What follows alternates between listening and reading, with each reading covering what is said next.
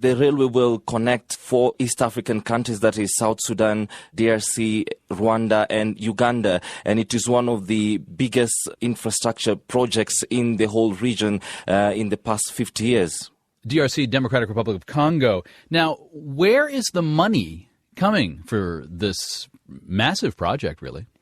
Well, the 5.2 billion that will be used in construction of the railway line will mostly be funded by China. And also the Kenyan government has set aside in the last financial year $232 million for the construction of the line, but majority of the funding will come from the Chinese firm. What sorts of freight? I'm thinking of coffee, tea, but what else? Well, the construction of the railway line has started in the very vital city of Mombasa, which has the port that is relied heavily in the East African region. There are cash crops from different countries, from Uganda and also from Tanzania, that pass through the port of Mombasa, and that will be very crucial in enhancing business in the region. The BBC's Emmanuel Igunza in Nairobi. Thank you very much for this. You're welcome. There's also a rail project to link Ethiopia's capital, Addis, with the port of Djibouti, financed by private investors.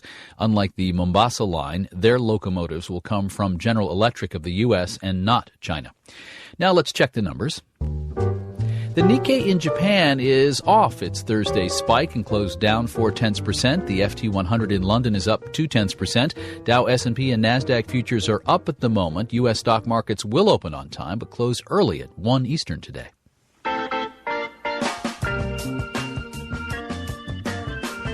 Hydraulic fracturing, or fracking, uses chemicals injected into the ground to break fossil fuel free from rock. Environmental concerns continue to swirl around the technique, even as the resulting fuel is moving the U.S. away from its energy dependence on the Middle East. And fracking uses a lot of chemicals, which delights the chemical industry. Reed Frazier has the story from Eastern Texas. You know that milk jug you've got in your fridge? The plastic that went into it started its life in a place like this. If you look up into this little peephole, you'll be able to see some of the firing that goes on within a furnace. Andy Miller is a unit manager for BASF at the company's chemical plant in Port Arthur, Texas. He's standing underneath a 2,000-degree furnace that produces ethylene. It's the basic ingredient in most plastic. Until recently, this plant used only oil to make ethylene. But last year, BASF started using natural gas as well. Why? It's cheap. Really cheap. Because of fracking, chemical companies like BASF and Dow are spending billions to expand their plants or build new ones. Joe Chang is global editor of ISIS Chemical Business. It is a huge deal. It's a great amount of expansion, all based on the premise that you're going to have these low-cost natural gas feedstocks. Chang estimates the industry will expand in the U.S. by 38% in the next few years. Most of the jobs from this boom will be created outside the chemical plants themselves. There's a whole lot more motels in the area. You know, the businesses stay packed. So the area around here has been booming pretty good. Randall Delahoussi is the safety director for DeBusk Services Group. The company does industrial cleaning at chemical plants and refineries around Port Arthur. Cheap gas means more plastic and more jobs here, but it may also mean more pollution. Jason Warrior lives in an apartment complex close to some of Port Arthur's refineries and chemical plants. He wonders if what's coming out of the smokestacks are the cause of his daughter's asthma. Sometimes the flares burn brightly in the middle of the night. Probably like 2, 3 in the morning, something like that, they start burning them off. You'll see the whole apartments look around here just light up. The industry says it's getting cleaner all the time. In the coming years, new plants are in the works for the Gulf Coast, Pennsylvania, and West Virginia. In Port Arthur, Texas, I'm Reed Frazier for Marketplace. And a bad report card for the Netherlands. The credit ratings agency S&P today stripped Holland of its AAA status. Dutch home prices keep falling, and unemployment is persistently high there. The only countries that use the euro that still have the top AAA ratings now are Germany, Finland, and Luxembourg. From Washington today, I'm David Brancaccio with the Marketplace Morning Report. From APM, American Public Media.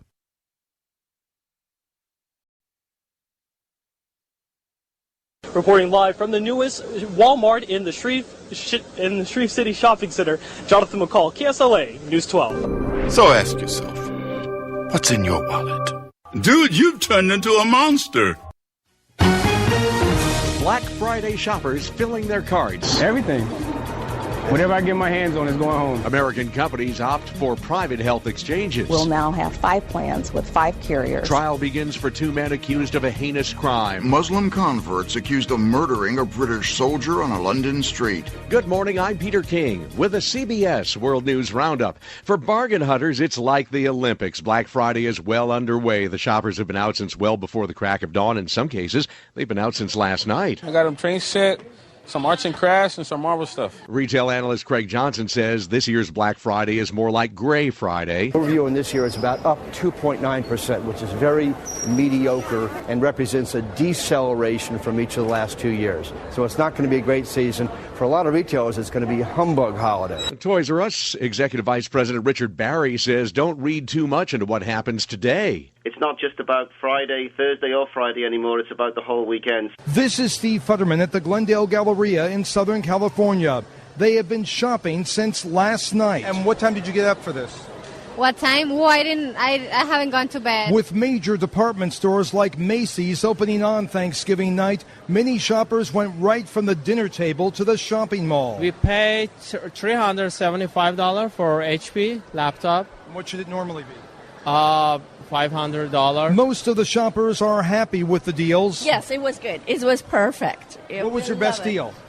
Express. We love Express. Did you get some great bargains? 50% off. But this woman was disappointed. Well, I'm not really happy. You're not happy? Not like last year. I was more happier than last year than this year. Steve Futterman, CBS News, Glendale, California. It may seem like everyone's at the mall, but as CBS's Pam Coulter tells us, that estimate is not even close. If you're afraid of crowds, you're probably not going to be among those hitting the malls this weekend. A survey by Consumer Reports found the majority of Americans won't be out looking for holiday bargains. Spokesman Todd Marks. 56% of adults we surveyed proclaim that they absolutely have no intention of setting foot inside a store anytime during Black Friday weekend. 70% said because it's too crowded, and a third said the deals are overhyped. But 44% said they will do some shopping. 7 in 10 in the stores and 6 in 10 online. Pam Coulter, CBS News. Near Chicago, Thanksgiving night shopping turns ugly. A police officer answering a shoplifting call shot the driver of a car that was dragging another officer in Romeoville. 3 arrests. Police say the officer and driver are hospitalized and recovering. The Obama administration hopes for the best as the deadline for improving the capacity of healthcare.gov closes in fast. CBS News correspondent Cheryl Atkinson. The team of technicians brought in to fix healthcare.gov did not take a break for Thanksgiving. They worked through the holiday, trying to meet the administration's self-imposed deadline that the website be fixed by December. Walgreens has become one of the first major retailers to switch its health care program to a health exchange. CBS's Dean Reynolds. The approach is very similar to the public exchanges included in Obamacare. In both cases, the competitive nature of the insurance exchange is supposed to help restrain rising health care costs.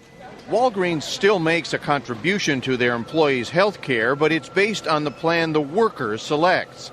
The cost to the company should be more manageable and predictable as a result. It will save Walgreens money, will it not?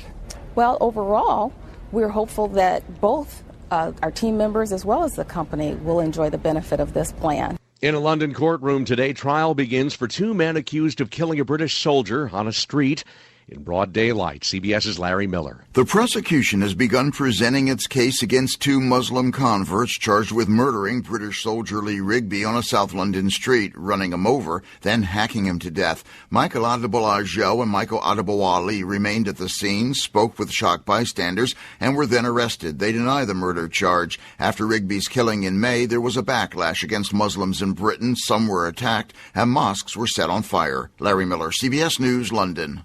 Both the U.S. and Japan have sent planes over disputed territory in the East China Sea this week. Now they're stirring things up a little more. Here's CBS's Tara Mergener. Despite the tension, the U.S. Navy went ahead with its military exercises with Japan near the contested area. The U.S. military says this week's drills are not meant to provoke the Chinese. We planned this exercise a year ago. We're executing it almost exactly as originally planned. In the center of the air defense zone is a cluster of tiny islands containing rich mineral resources. Both China and Japan claim the islands. Tara Mergener for CBS News, Washington. A new appeal for immigration reform. It comes from Catholic bishops on both sides of the Tex-Mex border. Reporter Jim Forsyth is in San Antonio. The bishops say Congress needs to approve an immigration bill that enables people here illegally to stay in the country, ends deportations, and keeps families united. We border bishops believe that what is happening to the immigrant family in the United States is an offense against God and human conscience. San Antonio Archbishop Gustavo Garcia Sierra said the document was not aimed at House Speaker John Boehner, who is Catholic, but he said he hopes all Catholics will become aware of their moral responsibility. Jim Forsyth for CBS News, San Antonio. At Cape Canaveral, SpaceX Corporation had hoped to launch a communications satellite late Thursday afternoon. 4, 3, 2, 1, 0. Terminal count has aborted. The engines started up, but launch control shut them down quickly when the engines didn't appear to be throttling up quickly enough. SpaceX says it'll take a closer look today. Falcon 9 is a new version of the rocket that's delivered cargo to the International Space Station. Astronomers believe they've seen the last of Comet Ison after a Thanksgiving Day close encounter with the sun, 1 million miles away but close enough to incinerate that rock.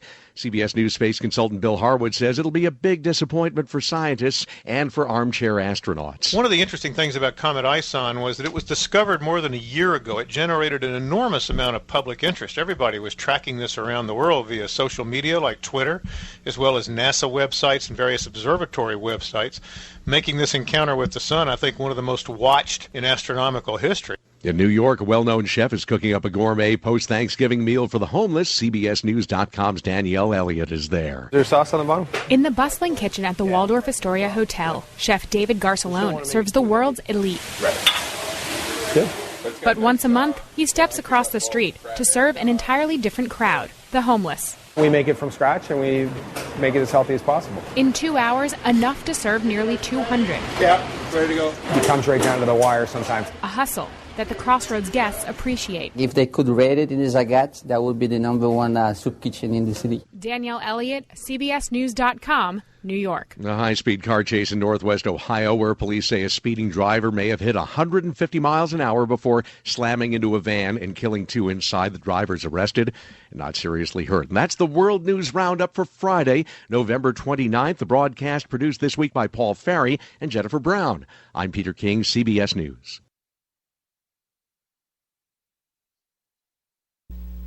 This episode of First Cup is brought to you by Wishing Stars Native Creations, Fine Art Today, and Marshall Woodworking. Check out these companies and many more by going to the Friends page at tinyurl.com/Gunther's House or tinyurl.com/Gunther Mobile.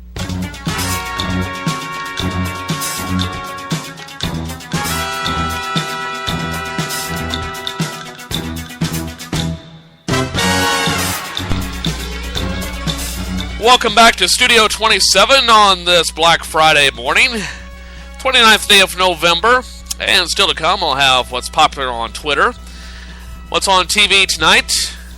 Right now, though, what do you say we take care of news of the weird, shall we?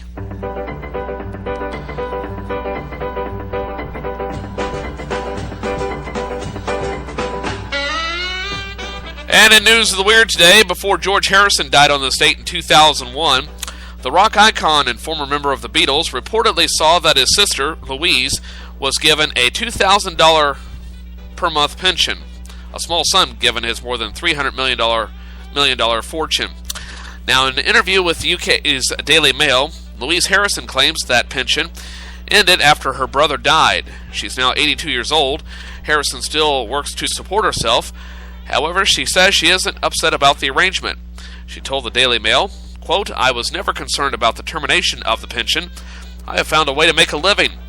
She currently manages a Beatles tribute band called the Liverpool Legends, who frequently perform at the Andy Williams Moon River Theater in Branson, Missouri. Her brother often referred to her as the Quiet Beatle. Her brother, often referred to as the Quiet Beatle, lived in Friar Park, a 120-room mansion near London, with his wife and son. Louise told the Daily Mail she doesn't care about money and doesn't mind not living in a castle because she would rather be broke than live rich and heartbroken.